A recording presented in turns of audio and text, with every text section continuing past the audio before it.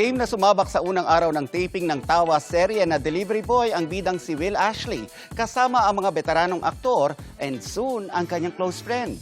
Yan ang aking chika. First day high para kay Will Ashley sa first day taping ng pagbibidahan niyang Tawa serye na Delivery Boy directed by Dominic Zapata. Sa unang araw sa set, kasama niya ang veteran actors na sina Kimpi De Leon at Meryl Soriano. It's something that I miss doing. Lumaki kasi ako sa sitcom. Di ba lagi ako napupunta sa drama? At least kakaiba naman siya.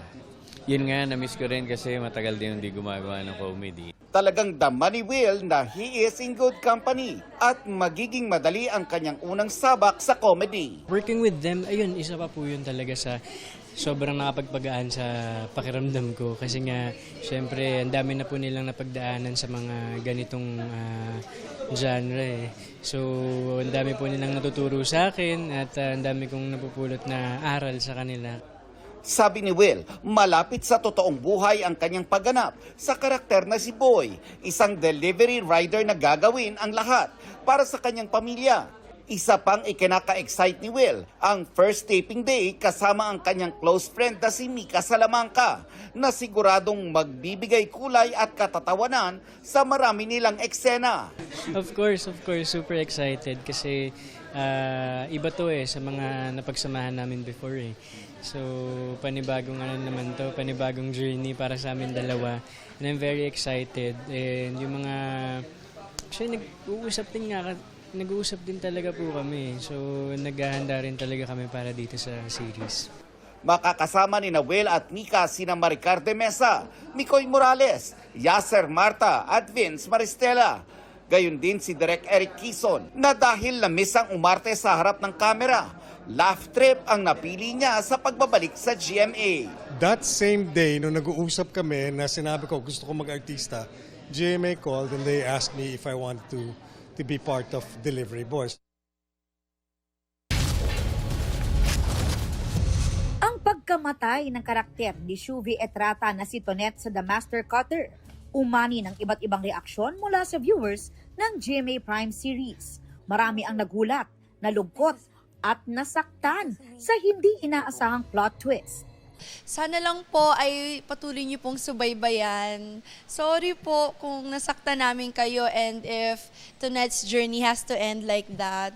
Pero may mga napapanood nga din akong mga kapuso natin na necessary din yung pagkamatay ni Tonette para ma-open pa ang mga character arcs ng iba't ibang dimension ng mga character ng The Master Cutter. Maging si Shuvi nalungkot din dahil napamahal na raw sa kanya ang pagganap bilang Tonette. Pero kung may namaalam, mayroon daw bagong darating. Ilang araw din po akong umiyak, pero ganun po talaga ang buhay. May nawawala, may bumabalik, may darating na bago. Di natin alam kung sinong darating, pero abangan nyo. Kung nawala man si Shuvi sa The Master Cutter, mapapanood naman siya soon sa kapuso medical drama na Code Grey with Asia's multimedia star Alden Richards. Mayroon din silang upcoming digital series ng kanyang TDH na si Anthony Constantino. Mamimiss naman daw si Shuvi ng kanyang co-star sa serye na si Polo Ravales na gumaganap bilang Paldo. Kahit kami, nagulat kami na mamamatay siya. So mamimiss ko yung mga eksena namin. Pero of course, I'm so happy na nakatrabaho ko sa Shuvi. Napakagaling na artista.